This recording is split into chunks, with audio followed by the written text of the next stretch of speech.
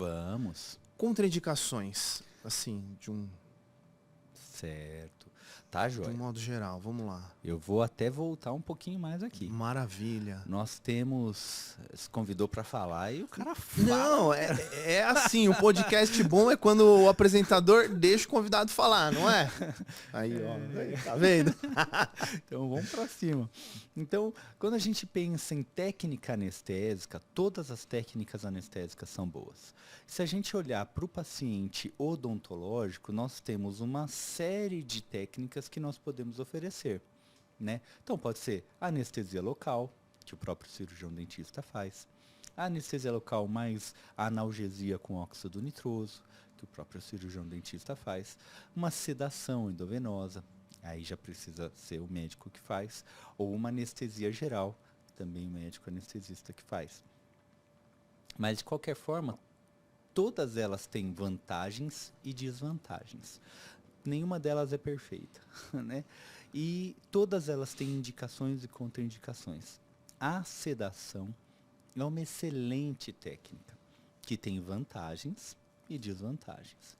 Para a gente entender a aplicação da sedação no contexto da odontologia, a gente tem que entender as particularidades da odontologia. Porque qual que é o objetivo do médico anestesista, para entender essa particularidade? O objetivo é que o cirurgião consiga fazer o seu procedimento, que o paciente sobreviva ao procedimento, Por favor. né?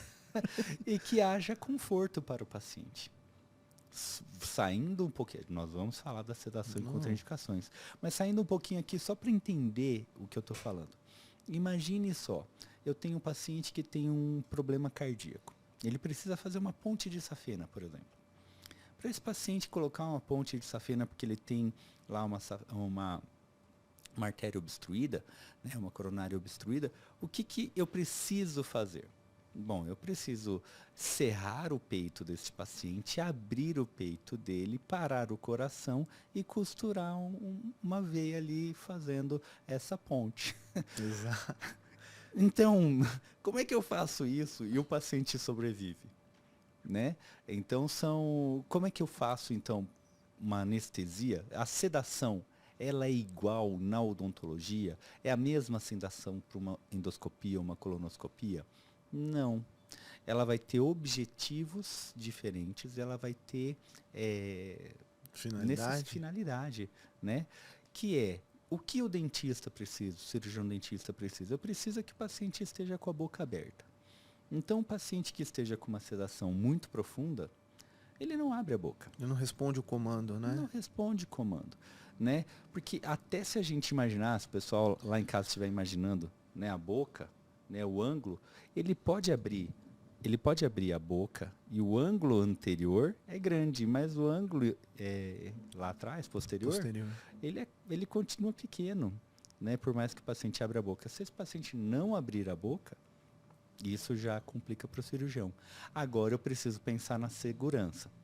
Bom, a via aérea é a área do corpo mais perigosa, mais delicada que nós temos, né? Tanto que o desejo do anestesista é sempre estar no controle da via aérea. Se você olhar nas mesas cirúrgicas, o cirurgião sempre está da cabeça para baixo e o anestesista sempre está na cabeça, porque ele quer ter o controle da via aérea.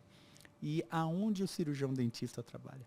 Na via aérea. Disputado aí com o nosso colega anestesista, entendi. Exatamente. Então, se você parar para pensar que um paciente que engasgue com gaze, com coágulo, com um dente, com um instrumental, com um soro, com qualquer coisa, ele pode afogar ou obstruir a via aérea e aí asfixiar e morrer, né? Então, esse cuidado com o reflexo mantido e com a capacidade desse paciente manter respiração o tempo inteiro, sem que eu tenha a ocupação dessa via aérea, por exemplo, com um tubo.